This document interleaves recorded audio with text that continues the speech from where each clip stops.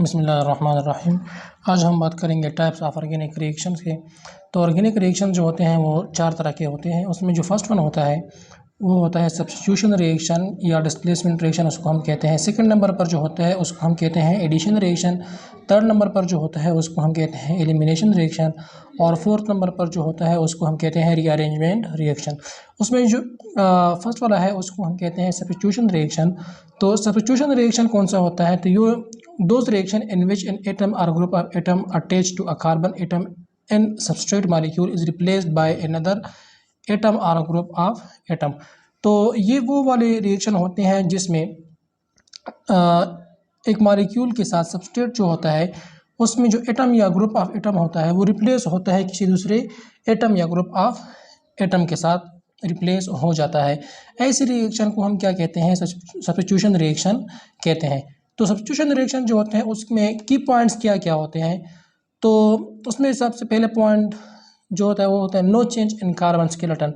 जो carbon skeleton होता है उसमें कोई चेंज नहीं आता। मतलब ये है कि जो एटम जहाँ पर अटैच है, नेक्स्ट जो आने वाला ग्रुप है वो भी उसी ही जगह पर अटैच होगा। दूसरा पॉइंट क्या है? नो चेंज इन सेचुरेशन और unsaturation of the initial organic compound. जो इनिशियल ऑर्गेनिक कंपाउंड है वो सेचुरेटेड है या अनसेचुरेटेड है उसमें कोई भी फ़र्क नहीं आएगा। मतलब अगर सब्स्टिट्यूशन से पहले वो सेचुरेटेड था तो सब्स्टिट्यूशन के बाद भी वो सेचुरेटेड ही होगा। अगर सेचुरेशन से पहले वो अनसेचुरेटेड था तो बाद में भी अनसेचुरेटेड वो होगा। और थर्ड नंबर पर क्या है? No change in hybridisation. जो कार्बन होते हैं वहाँ पर उसमें कोई भी चेंज नहीं आता उसके हाइब्रिडाइजेशन में। तो ये इसके की पॉइंट्स थे। और नेक्स्ट इसके हम टाइप्स हैं, types of substitution reaction. Substitution reaction के ये तीन टाइप होते हैं। उसमें फर्स्ट वन है free radical substitution reaction, second है इलेक्ट्रोफिलिक सब्स्टिट्यूशन रिएक्शन और थर्ड वन है न्यूक्लियोफिलिक सब्स्टिट्यूशन रिएक्शन। इनको फिर हम डिटेल में पढ़ेंगे। ये इंट्रोडक्टरी लेक्चर है सब्स्टिट्यूशन रिएक्शन का, और addition reaction, elimination reaction, rearrangement reaction. ये इसका क्या है? इंट्रोडक्टरी रिएक्शन है। हम सिर्फ इंट्रोडक्शन करते हैं इन चारों रिएक्शन का कि ये होते क्या है। उसके बाद हम नेक्स्ट आने वाले लेक्चर्स में हम क्या करेंगे, डिटेल्स में इनको हम डिस्कस करेंगे। अब हम देखते हैं एग्जांपल्स को कि सब्स्टिट्यूशन रिएक्शन के एग्जांपल्स में क्या है हमारे पास। लेट्स सपोज हमारे पास मीथेन है, उसमें हम एडिशन करते हैं क्लोरीन की in the presence of UV light. तो यहाँ पर जो मीथेन है इसमें जो एक हाइड्रोजन है वो रिप्लेस हो जाता है क्लोरीन के साथ। जिस तरह के लेट्स सपोज हमारे पास यहाँ पर है CH3H है, ये वाला जो H है ये यहाँ से डी अटैच हो जाता है और इसकी जगह पर नेक्स्ट क्लोरीन आ जाता है यहाँ पर। और ये हाइड्रोजन जो है ये इसके दूसरे क्लोरीन के साथ क्या कर जाता है? बॉन्ड बनाता है और वो HCl बन जाता है। और यहाँ पर अगर हम देखें तो यहाँ पर क्या है? इथाइल ब्रोमीन है। ये जब सोडियम हाइड्रोक्साइड के साथ रिएक्शन करता है तो सोडियम हाइड्रोक्साइड में जो OH है ग्रुप है वो रिप्लेस करता है इस ब्रोमीन को और ये इस ब्रोमीन की जगह ले लेता है और ब्रोमीन चला जाता है हाइड्रोक्सिल ग्रुप की जगह पर। तो ये बनाता है सोडियम ब्रोमाइड और यहाँ पर बनता है इथानॉल।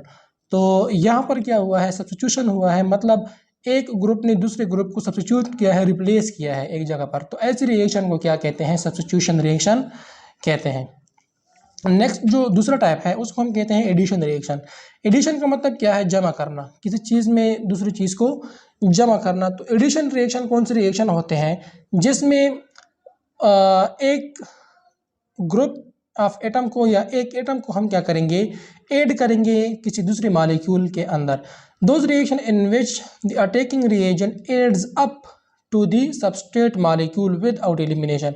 यहाँ पर एलिमिनेशन नहीं होती। एलिमिनेशन का मतलब क्या है? रिमूवल ऑफ एटम या ग्रुप ऑफ एटम यहाँ पर नहीं होता।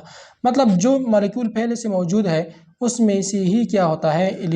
एडिशन होता है। तो इसके की पॉइंट्स क्या है? की पॉइंट्स फर्स्ट ऑफ ऑल ये है कि this reaction are given by those molecule which possess double bond और ट्रिपल बॉन्ड। तो वो मॉलिक्यूल एडिशन रिएक्शन करते हैं जिसमें डबल बॉन्ड मौजूद हो या जिसमें ट्रिपल बॉन्ड मौजूद हो पहले से। उसके बाद क्या है? In the process triple bond may be convert into double bond और double bond may be convert into single bond. तो ट्रिपल बॉन्ड जो होते हैं, ट्रिपल बॉन्ड ये कन्वर्ट होते हैं किस चीज़ में? ये कन्वर्ट होते हैं डबल बॉन्ड में और डबल बॉन्ड जो होते हैं ये कन्वर्ट होते हैं सिंगल बॉन्ड में। एग्जाम्पल हम पढ़ते हैं तो फिर समझ आ जाएगी। और नेक्स्ट क्या है कि इसमें हाइब्रिडाइजेशन स्टेट जो है कार्बन एटम का, हर कार्बन एटम जो होता है जो जिसमें एडिशन रिएक्शन हुआ है उसमें चेंज आता है। sp से वो कन्वर्ट होता है sp2 जो होता है वो कन्वर्ट होता है sp3 में। तो एडिशन रिएक्शन के भी 3 टाइप होते हैं, डिटेल में हम फिर नेक्स्ट पढ़ेंगे। फ्री रेडिकल एडिशन रिएक्शन होता है, न्यूक्लियोफिलिक एडिशन रिएक्शन होता है, इलेक्ट्रोफिलिक एडिशन रिएक्शन भी होता है। एग्जाम्पल क्या है कि अगर हमारे पास इथाइन है तो इथाइन में जब एडिशन करते हैं हम हाइड्रोजन की इन द प्रेजेंस ऑफ निकल एंड 140 डिग्री सेंटीग्रेड, तो ये जो ट्रिपल बॉन्ड है इथाइन है ये कन्वर्ट हो जाता है ईथीन में, ये कन्वर्ट हो जाता है ईथीन में। अब ईथीन में जब हम फर्दर एडिशन करते हैं हाइड्रोजन की इन द प्रेजेंस ऑफ निकल एंड 200 डिग्री सेंटीग्रेड, तो ये कन्वर्ट होता है ईथेन में। अब अगर यहाँ पर हम देखते हैं कार्बन की हाइब्रिडाइजेशन, तो यहाँ पर दोनों कार्बन जो है वो sp हाइब्रिड है, और यहाँ पर अगर हम देखें तो ये sp2 है और ये वाला भी sp2 है। लेकिन यहाँ पर अगर हम देखें तो ये sp3 बन गया है और ये भी sp3 बन गया है। तो इस तरह से क्या होता है, हाइब्रिडाइजेशन में भी चेंज आता है और इसकी सिचुएशन में भी चेंज आ चुका है, जो कि हमने सब्स्टिट्यूशन में कहा था कि वहाँ पर ऐसा कोई भी चेंज हमें नज़र नहीं आता। और इसके बाद अगर हमारे पास एक मॉलिक्यूल है इथीन है, इथीन में अगर हम ब्रोमीन की एडिशन करते हैं तो ब्रोमीन क्या करता है कि ये जो एक डबल बॉन्ड है इस डबल बॉन्ड को ब्रेक करवाता है और 2 सिग्मा बॉन्ड बन जाते हैं। यहाँ पर एक जो डबल बॉन्ड है ये ब्रेक हो जाता है, 2 में से एक डबल बॉन्ड ब्रेक हो जाता है और जो दोनों ब्रोमीन है वो एक ब्रोमीन एक कार्बन के साथ अटैच हो जाता है और दूसरा ब्रोमीन दूसरे कार्बन के साथ अटैच हो जाता है। तो ये जो मॉलिक्यूल बनता है 1,2 डाइब्रोमो इथेन जो बनता है ये भी क्या है, एक एडिशन प्रोडक्ट है। अच्छा, नेक्स्ट जो है थर्ड वन वो है एलिमिनेशन रिएक्शन। तो एलिमिनेशन का मतलब ये है कि रिमूव करवाना। तो एलिमिनेशन रिएक्शन में क्या होता है कि जो सब्सट्रेट मॉलिक्यूल होता है वो एक या एक से ज़्यादा एटम या ग्रुप ऑफ एटम को क्या करता है, रिमूव करवाता है। जब रिमूव करवाता है तो वहाँ पर सिग्मा बॉन्ड जो होते हैं वो ब्रेक हो जाते हैं और नए पाई बॉन्ड जो होते हैं वो बन जाते हैं। तो in this reaction generally atom और group of atom from 2 adjacent carbon centre carbon atom alpha beta and substrate molecule are removed, क्या होते हैं, रिमूव्ड होते हैं and multiple bond are form. तो एक या एक से ज़्यादा जो मॉलिक्यूल एटम होते हैं या ग्रुप ऑफ एटम होते हैं वो रिमूव हो जाते हैं और क्या बन जाते हैं, डबल बॉन्ड या ट्रिपल बॉन्ड की फॉर्मेशन हो जाती है। तो इसमें की पॉइंट क्या है, ये फर्स्ट ऑफ ऑल क्या है, ये रिवर्स ऑफ एडिशन रिएक्शन है। तो एडिशन रिएक्शन में क्या होता था कि पाई बॉन्ड की ब्रेकिंग हो जाती थी और नए 2 सिग्मा बॉन्ड बन जाते थे। अब यहाँ पर रिवर्स क्या है, रिवर्स ये है कि यहाँ पर सिग्मा बॉन्ड ब्रेक हो जाते हैं और नए पाई बॉन्ड की फॉर्मेशन होती है। तो ये जो एडिशन रिएक्शन होते हैं उसकी रिवर्स होते हैं। 2 sigma bond are lost, 2 sigma bond are lost and new pi bond are formed. 2 sigma bond ख़त्म हो जाते हैं, लास्ट हो जाते हैं और नए 2 पाई बॉन्ड बन जाते हैं। State of hybridisation of carbon जो होते हैं वो चेंज होता है, जिस तरह के एडिशन में होता था तो वो ये वह उसकी रिवर्स है। sp3 sp2 में कन्वर्ट होता है और sp2 जो है वो sp3 में कन्वर्ट होता है। एग्जाम्पल अगर हम देखें तो लेट सपोज हमारे पास एक मॉलिक्यूल है 1,2 डाइब्रोमो इथेन है। तो जब जिंक के साथ हम इसका रिएक्शन करवाते हैं और हम इसको हीट देते हैं तो यहाँ से ये जो ऊपर के दोनों ब्रोमीन हैं ये यहाँ से रिमूव हो जाते हैं और यहाँ पर ये भी सिग्मा बॉन्ड है और ये भी सिग्मा बॉन्ड है, ये दोनों सिग्मा बॉन्ड ब्रेक हो जाते हैं और यहाँ पर एक नया पाई बॉन्ड बन जाता है। तो ये कौन सा रिएक्शन है, एलिमिनेशन रिएक्शन है, जिसमें 2 ब्रोमीन जो है ये इस मॉलिक्यूल से सबस्ट्रेट मॉलिक्यूल से रिमूव हो गए हैं। तो यहाँ पर ये जो जिंक ब्रोमाइड है ये यहाँ पर रिमूव हुआ है और ये हमारे पास इथीन जो है ये बना है। और यहाँ पर अगर हम देखें हाइब्रिडाइजेशन तो ये क्या है, sp3 है और यहाँ पर हाइब्रिडाइजेशन आई है sp2। तो sp3 जो है वो sp2 में कन्वर्ट हो चुका है। अच्छा, इसके एक और रिएक्शन है, अगर base catalysed D hydrohalogenation of alkyl halide हम करें तो वो भी क्या है, एलिमिनेशन रिएक्शन है। कि हमारे पास ये क्या है, ब्रोमो इथेन है, इसको जब हम पोटाशियम हाइड्रोक्साइड के साथ रिएक्शन करवाते हैं तो HBr यहाँ से रिमूव हो जाता है और यहाँ पर जो प्रोडक्ट बनता है वो क्या है, इथीन है, KBr प्लस H2O। तो यहाँ ये इथीन बना है, ये इथीन बना है और इसकी जो हाइब्रिडाइजेशन है वो क्या है, sp2 है। और यहाँ पर अगर हम हाइब्रिडाइजेशन देखें ये sp3 हाइब्रिडाइजेशन है। तो इस तरह से ये जो रिएक्शन है ये भी एलिमिनेशन रिएक्शन है, जिसमें यहाँ से हाइड्रोजन और ब्रोमीन जो है ये यहाँ से रिमूव हो चुके हैं और क्या बनाया है, ईथीन बनाया है। तो रिमूवल जहाँ से भी होते हैं, जिस रिएक्शन में भी रिमूवल होती है वो एलिमिनेशन रिएक्शन होते हैं, और उसमें हाइब्रिडाइजेशन की भी चेंज आती है, और वहाँ पर जो सिग्मा बॉन्ड होते हैं उसकी ब्रेकिंग होती है, और क्या होता है पाई बॉन्ड जो होते हैं वो बन जाते हैं, नए पाई बॉन्ड बन जाते हैं। अब नेक्स्ट अगर acid catalysed dehydration of alcohol हम करें, ये हमारे पास एक है प्रोपानोल है। तो प्रोपानोल और एसिड एज ए कैटालिस्ट हम इस्तेमाल करते हैं, तो यहाँ पर भी जो प्रोडक्ट हमें बनता है ये प्रोपीन बना है, तो ये भी क्या है, एलिमिनेशन प्रोडक्ट है हमारे साथ। अब अल्फ़ा एलिमिनेशन क्या होती है और बीटा अल्फ़ा एलिमिनेशन क्या होती है और गामा एलिमिनेशन क्या होती है, इसको ज़रा देखते हैं।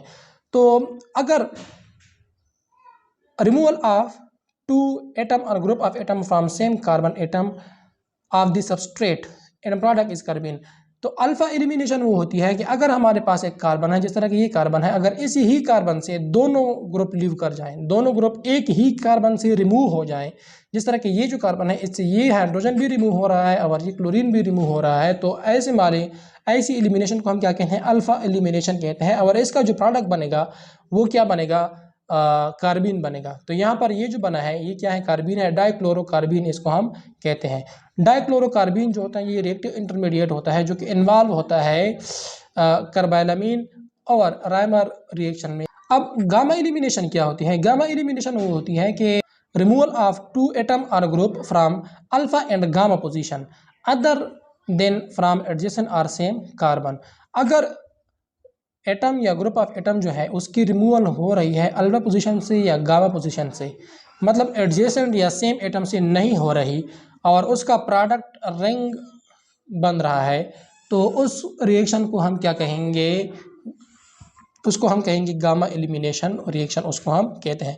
जिस तरह कि ये हमारे पास एक मॉलिक्यूल है, उसमें ये अल्फा पोजीशन है, ये बीटा पोजीशन है और ये गामा पोजीशन है। अब यहाँ पर ये ब्रोमीन जो है ये अल्फा से रिमूव हो रहा है और ये ब्रोमीन जो है ये रिमूव हो रहा है गामा पोजीशन से। अब ये जो बॉन्ड रिमूव हो रहा है वो तो जिंक, देखो इसका रिएक्शन हम जिंक के साथ करवाते हैं प्लस हीट देते हैं, ये भी जिंक के साथ चला गया, और ये जो बॉन्ड है ये बॉन्ड यहाँ से ब्रेक होके SCH2 के साथ बनेगा, तो यहाँ पर साइक्लोप्रोपेन बनेगा, जो कि क्या है, एक रिंग है। तो क्या कहा हमने कि जो गामा एलिमिनेशन होती है उसमें प्रोडक्ट जो होता है वो रिंग बनता है, तो यहाँ पर ये रिंग बना है। और ये जो रिएक्शन है ये फ्रंट रिएक्शन में ये क्या है, और this is called front reaction, और ये एक्सटेंसिवली यूज होते हैं for synthesis of 3 member ring, ये जो गामा एलिमिनेशन होती है। और जो अल्फा एलिमिनेशन है उसमें प्रोडक्ट क्या था, उसमें प्रोडक्ट जो बन रहा था वो था कार्बीन, वो क्या बन रहा था, कार्बीन बन रहा था। अब नेक्स्ट 4th नंबर पर है रीअरेंजमेंट रिएक्शन। तो रीअरेंजमेंट रिएक्शन कौन से होते हैं, involve the migration of an atom और group from one side to another within the molecule. अब एक ही मॉलिक्यूल के अंदर क्या होती है, माइग्रेशन होती है एटम या ग्रुप ऑफ एटम की, मतलब अगर एक एटम जो है वो एक साइड पर अटैच है वो क्या हो जाता है, दूसरी साइड पर अटैच हो जाता है, तो इसको हम क्या कहते हैं, रीअरेंजमेंट रिएक्शन। तो इसकी की पॉइंट क्या है, nothing is add from outside and nothing is eliminated. कोई भी चीज़ बाहर से ऐड नहीं होती और कोई भी चीज़ यहाँ से एलिमिनेट नहीं होती। न्यू कंपाउंड जो होता है वो एक्चुअली होता है स्ट्रक्चरल आइसोमर। क्या होता है, स्ट्रक्चरल आइसोमर होता है। जिस तरह के एग्जांपल में अगर हम देखें तो हमारे पास ये एक मॉलिक्यूल है, इसको हम कहते हैं एन ब्यूटेन। ये क्या है, एन ब्यूटेन है। जब हम इसको हीट देते हैं in the presence of anhydrous aluminium chloride, तो ये क्या बनाता है, आइसोब्यूटेन बनाता है। तो इसका जो एक CH3 ग्रुप है उसने मूव किया है अपनी प्लेस से दूसरी जगह पर आया है। लेट्स सपोज ये वाला जो CH3 है ये पहले यहाँ पर अटैच था, अब ये इस पोजीशन पर आया है, इस पोजीशन पर आया है। तो ऐसे रिएक्शन को हम क्या कहते हैं, रीअरेंजमेंट रिएक्शन कहते हैं। अब अगर इस और इसको हम देखें तो ये एक दूसरे ये चेन आइसोमर है, इसमें जो चेन था वो सीधा था और यहाँ पर ये ब्रांच बन गया है।